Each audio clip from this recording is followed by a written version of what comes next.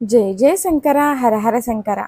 ఒకరోజు ఉదయం 2000 సంవత్సరం జూన్లో మా పెద్దక్క విజయలక్ష్మి నాకు ఫోన్ చేసి, బాలు, భగవంతుని అనుగ్రహం వల్ల నీ అల్లుడు రాజాకు కంచిమఠం వారు నిర్వహిస్తున్న కంచి ఇంజనీరింగ్ కాలేజీలో సీటు దొరికింది.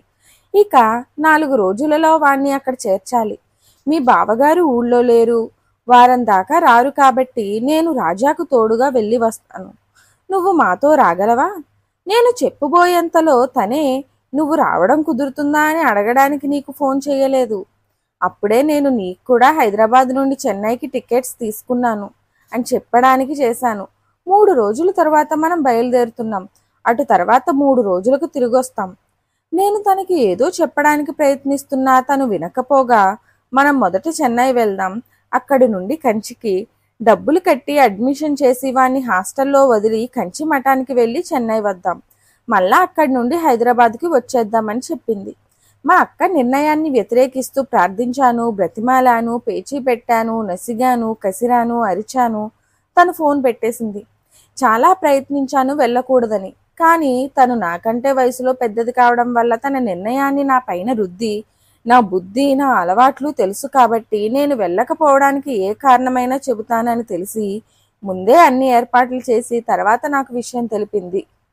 ఇక చేసేదేమీ లేక తనతో వెళ్ళకపోతే వెళ్ళనందుకు మా అమ్మతో చివాట్లు తప్పవని తెలిసి అయిష్టంగానే అక్కతో మేనల్లుడితో కలిసి కంచి వెళ్ళడానికి ఒప్పుకున్నాను.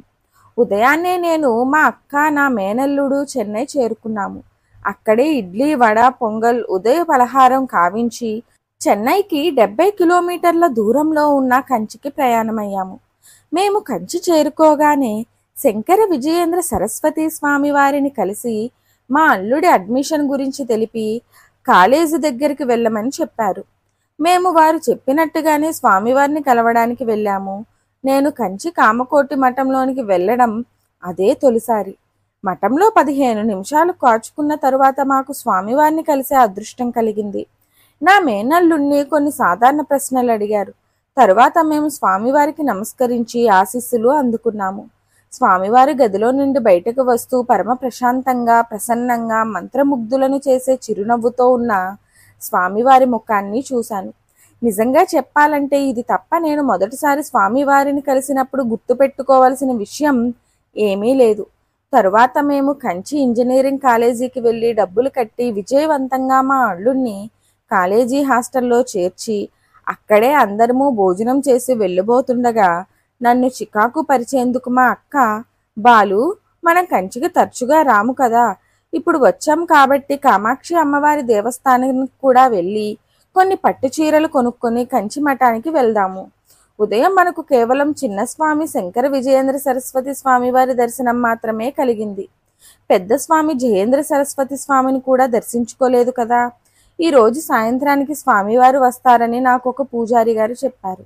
కాబట్టి ముందు కామాక్షి అమ్మవారి గుడికెళ్ళి అమ్మవారిని దర్శించుకొని షాపింగ్ ముగించుకొని పెద్ద స్వామివారి దర్శనానికి మళ్ళా కంచి మఠానికి వెళ్దాము. దయచేసి నువ్వు రానని అనకు.